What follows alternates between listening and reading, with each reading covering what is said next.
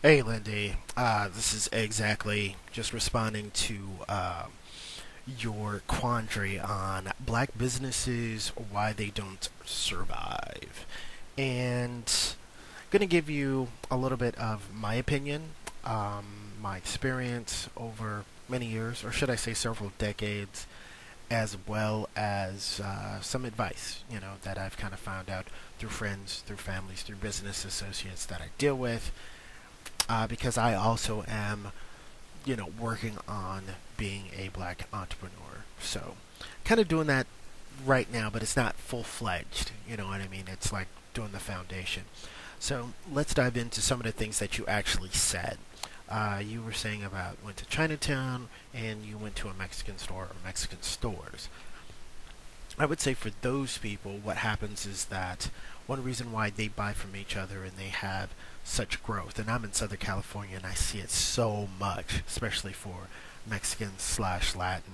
You'll probably see this a lot even in Florida. For those who go to Florida, can probably relate to this, is that they use their language as a barrier, as a fence to keep other things out, or you have to deal with those business people to get those products to that demographic. Meaning, if you want to sell Pepsi or Coca-Cola, KFC, or cars, whether they're Honda or Toyota or Mercedes-Benz, or cell phones or computers like Dell and IBM, you have to speak their language, which is Spanish. You know what I mean? And they do that 100% on it's an actual strategy. It's completely on purpose. They have no intention of learning English. They might know some for strictly conversational basis, but they know that they can use that as power. And I see more and more things having Spanish on the back of the boxes, no matter what it is. I mean, I'm reading a movie description, and on the back, it's in two languages, and it fills up half the box because they have to include both of them because they're trying to get that other demographic. You know, that's the thing with the Mexican store. So they can get investors, they can get people, they pull their money together, and yeah, they do it. So, they've kind of surpassed us on that.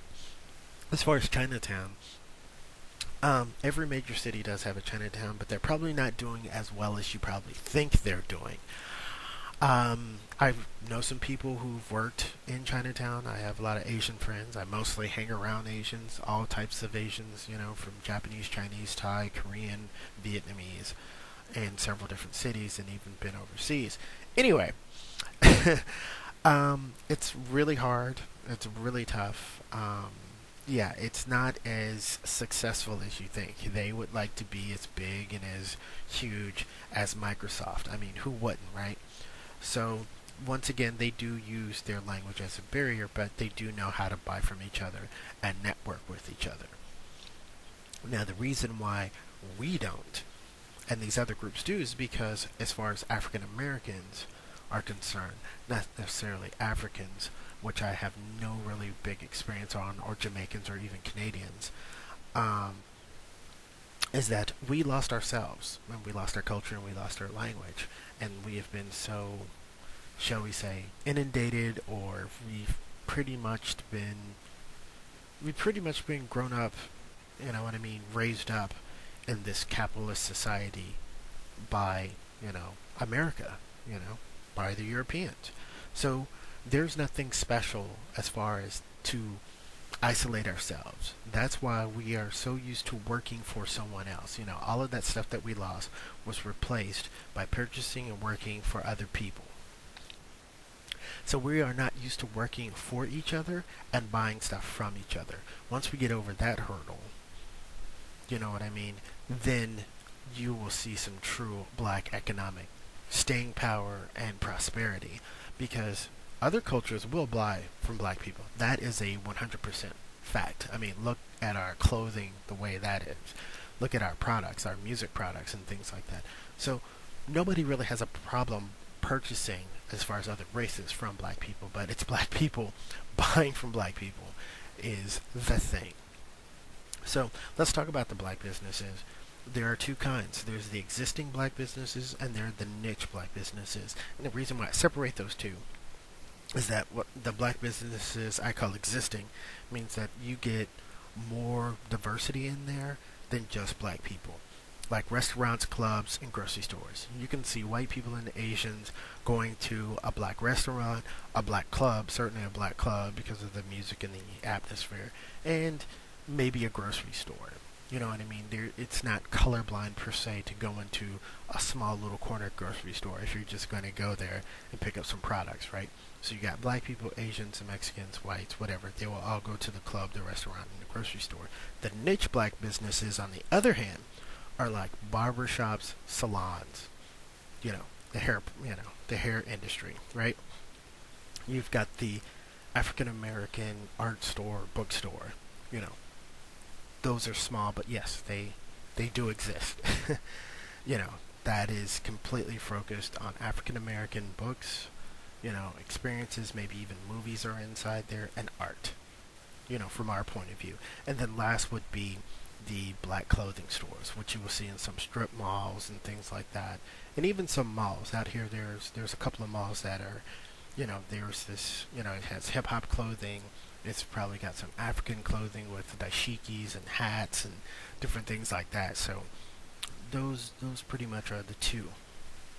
As far as the future, what's gonna happen, and to me, if you want some of that, brutal, truthfully, honest kind of talk, is that, to me, just because of the nature of the way business is right now, I see no need, and I hate to say this, but I see no need in having a complete black business.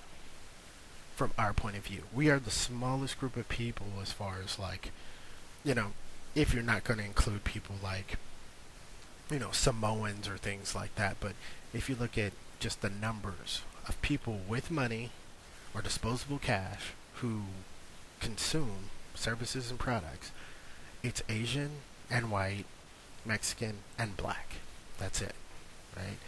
But there are few, like Chinese and Japanese, will probably have the most money out of all the Asians. There are some below that, yes. As far as money, Americans, Canadians, and Europeans. There are other white people elsewhere, but the money smaller, right? And then black people, mostly in America, Canada, and in Europe. But mostly America is the most, where we have the most money, right?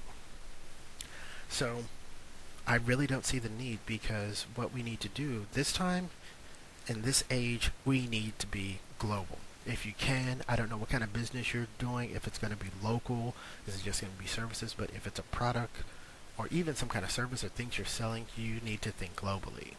None of this, small things. I mean, unless that is your goal. And there's nothing wrong with that. I mean, business means profit, with your, services and your products. So, what you've got to think about, what makes you unique for your rivals. You know what I mean? What makes you stand out among your white, Mexican, Asian, and other black owners to bring in clients and bring in customers. Just because you're black, somebody's not going to support you. Asians get the same thing. Even white people get the same thing, because what is the thing now as far as like cars are concerned? We consider Asians to make the best cars, but then they're always telling you to buy American. You know what I mean? So, you let your product and your services define you, not your ethnicity, not your race. Alright, so some things to do. Protect your ideas and your products and your creations and your personal info. I would say do continuous research on your customers, their likes, their dislikes, and what sells the most and what does not as you're starting out.